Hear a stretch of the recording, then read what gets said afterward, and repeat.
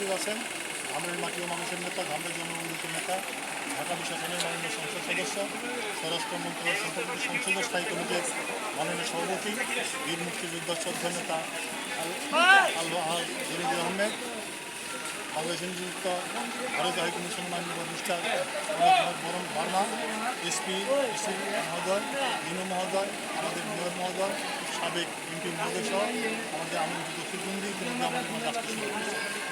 আমাদের এই মেলা প্রায় 1 মাস চলবে। আজকে উদ্বোধন অনুষ্ঠানের মাধ্যমে প্রথম রথ এবং 15ই জুলাই সোমবার রথ অনুষ্ঠিত হবে। ইতিমধ্যে আমাদের সমস্ত প্রস্তুতি সম্পন্ন হয়েছে।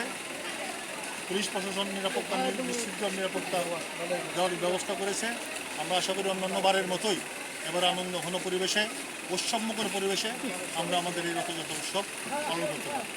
ধর্মীয় আচার অনুষ্ঠান শুধু আমাদের এই মেলা সার্বজনীন মেলা রূপান্তরিত হয়েছে কালের আবর্তনে। কাজে আমরা মনে করি আমরা অত্যন্ত সুন্দরভাবে সাকসেসভাবে সাফল্যমণ্ডিতভাবে আমাদের এই অনুষ্ঠান শেষ করতে। বিশেষ কোনো প্রার্থনা আছে কি? অবশ্যই প্রার্থনা আছে। আমরা আমাদের প্রিয় মাতৃভূমি বাংলাদেশের উন্নয়ন চাই। বাংলাদেশের মানুষ ভালো থাকুক। বাংলাদেশ সেই 41 সাল উন্নত বিশ্বে রূপান্তরিত হোক, এটা অবশ্যই আমরা কামনা করি। আর আমাদের ধর্মীয় মত আছে, আমরা দেবতাকে পাওয়ার জন্য বিভিন্ন পূজা বিভিন্ন অর্চনা করি, বিভিন্ন মন্ত্রে যাই, বিভিন্ন তীর্থযাত্রায় যাই। এইটার বিশেষত হলো স্বয়ং দেবতা রথে চড়ে ভক্তদের সাথে ভক্তদের দেখাশোনা করার জন্য স্বর্গ থেকে ভক্তি নিয়ে আসে।